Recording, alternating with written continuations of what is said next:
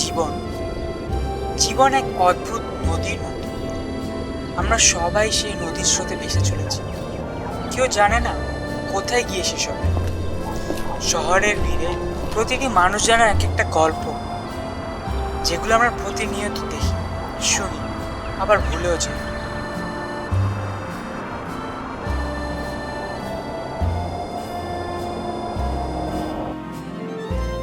আমি যখন আকাশের দিকে তাকাই, মনে হয় সময়ও আসলে ওই মেঘের মতো, কখনো ঘন, কখনো হালকা, আবার কখনো হঠাৎ করে বৃষ্টি হয়ে নামে।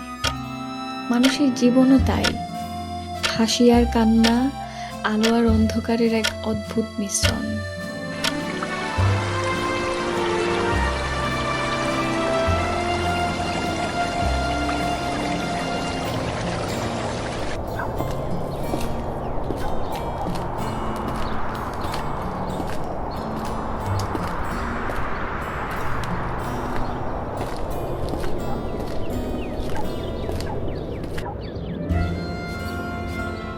আমরা সবাই ভাবি এই জীবন আসলে একটা সিনেমা, যেখানে সবাই অভিনেতা। কারো নাম থেকে পোস্টারে, কারো নাম কেউ কোনোদিনও জানে না, অথচ গল্পটা সম্পূর্ণ থেকে যায় প্রতিটি মানুষের জন্য।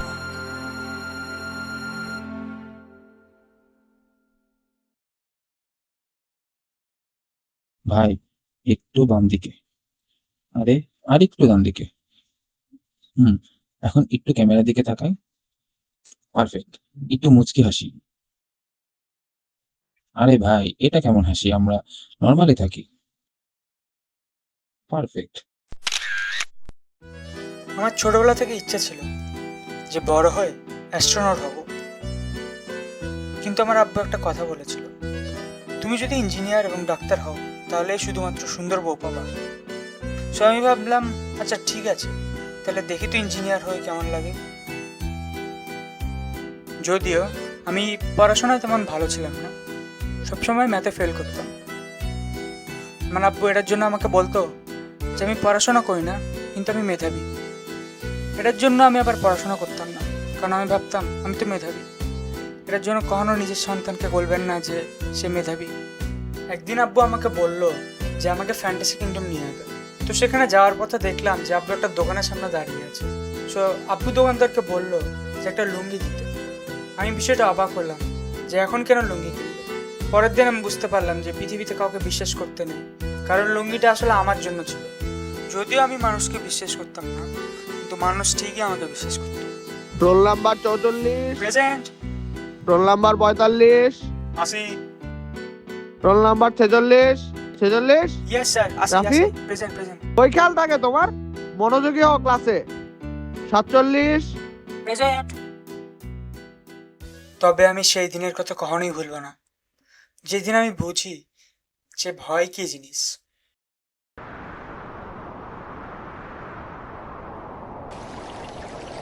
আমি জানতাম না কেমনে সাঁতার কাটতে হয়, কেমনে ভাসতে হয়, বাট তবু আমি পানিতে নামি। আর তারপর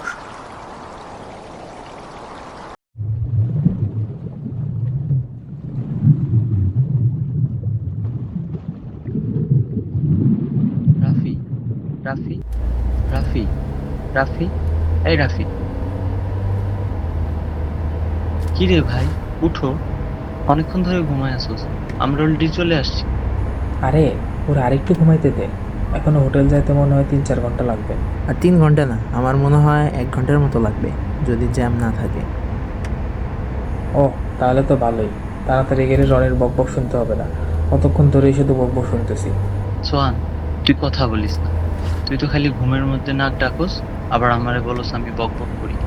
আমি নাকি নাক ডাকি? হেলাই কইলো ডাকি? তুই তো ঘুমের মধ্যে মানুষের ফুটবলের মতো লাথি মারস, ওটা কেউ কইতেছে না কেন?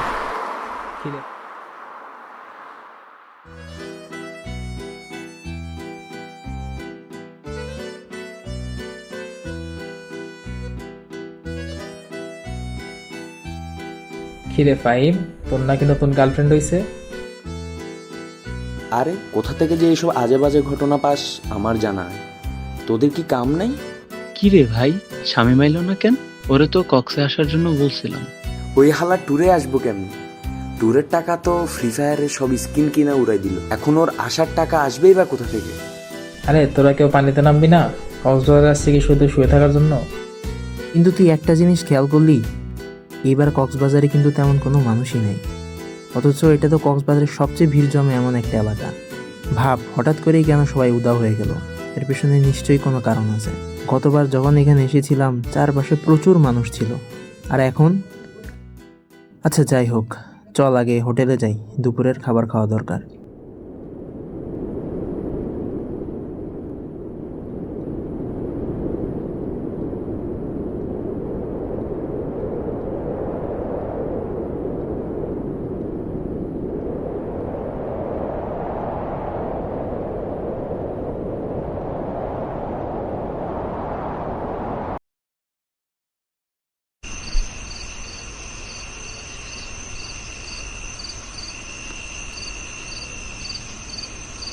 শোন, তুই কি কখনো কক্সবাজারে সেই মেয়েটির গল্প শুনছিস?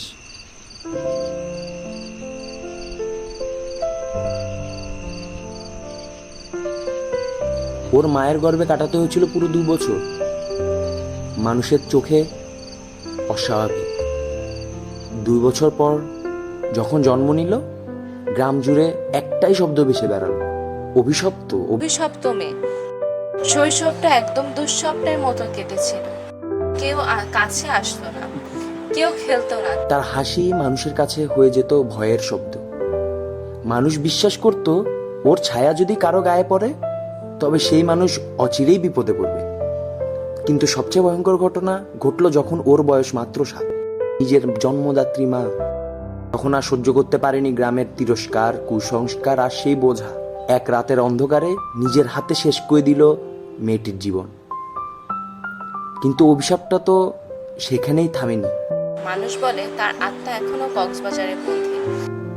এখনো এতগুলো বছর পেরিয়েও যখন রাতে সমুদ্রটাতে একা দাঁড়াই, মনে হয় ওর ফিসফিস কণ্ঠটা শুনতে পাচ্ছি।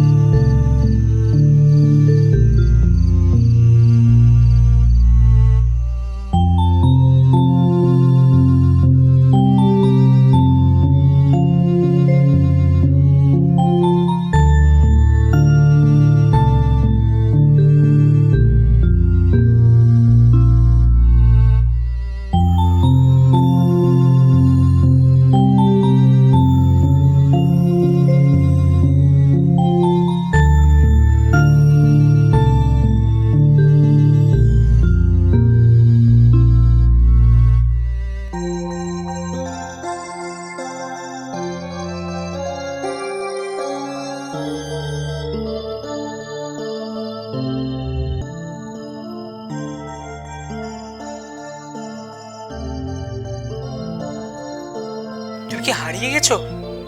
আহা, তোমার চোখে কি হলো? পুরো সাদা। কারণ সে মানুষই না।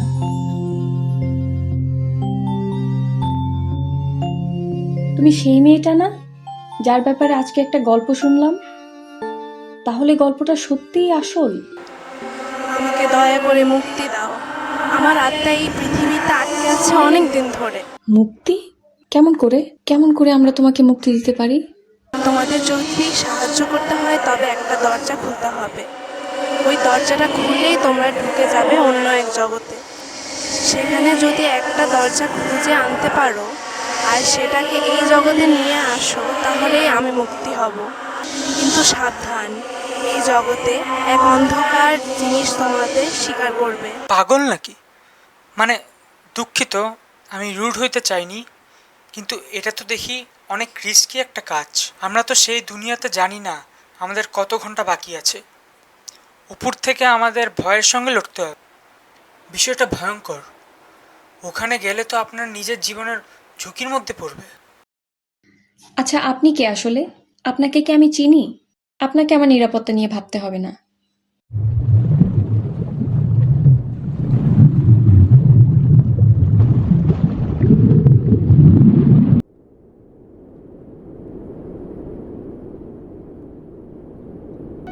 এই ও,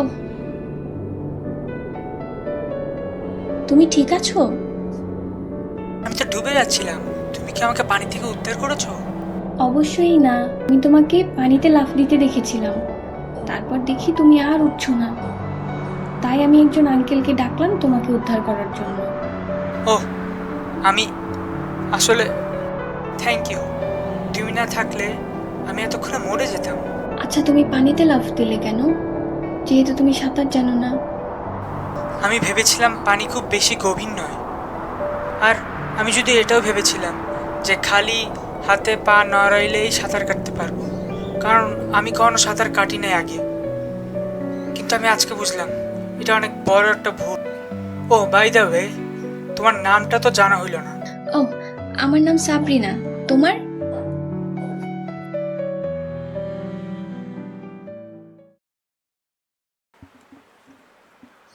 তুমি আসলে ঠিক বলছো, আমি তোমাকে চিনি না আর তুমি আমাকে চিনো না, সো আমার তোমার কেয়ার করার কোনো দরকার নাই।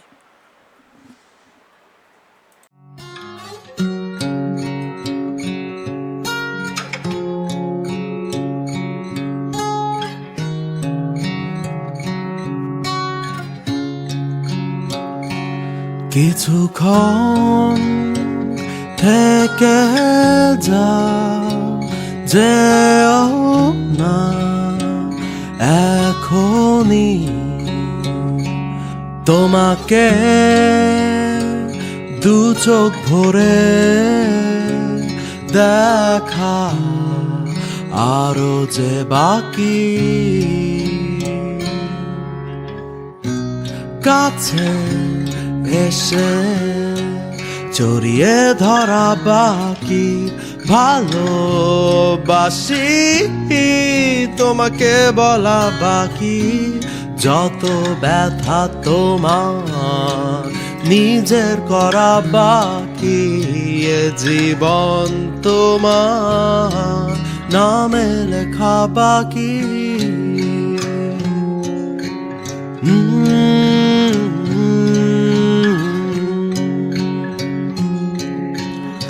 বাবা, আমার সময় শেষ হয়ে আসছে, হয়তো আর বেশি দিন তোমার পাশে থাকতে পারবো না, কিন্তু একটা কথা মনে রাখিস, মানুষের প্রতি দয়া সহানুভূতি হারাইস না। জীবন যত কঠিনই হোক, দয়ালু থাকলে মানুষ তোকে মনে রাখবে। তুই সবসময় নিজের উপর বিশ্বাস রাখিস। আমি জানি তুই ভালো ছাত্র হবি, ভালো মানুষ হবি। পড়াশোনায় মন দিস, মন দিয়ে চেষ্টা কর, বাকিটা সময় নিজেই পথ খুলে দেবে। ভালো থাকিস, নিজের উপর আস্থা রাখিস।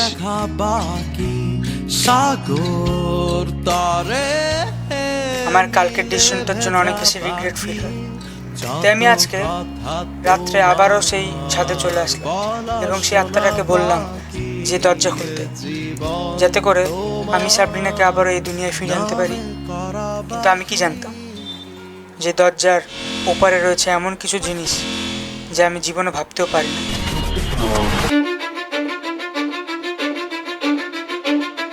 Cause I don't give a fuck what you say.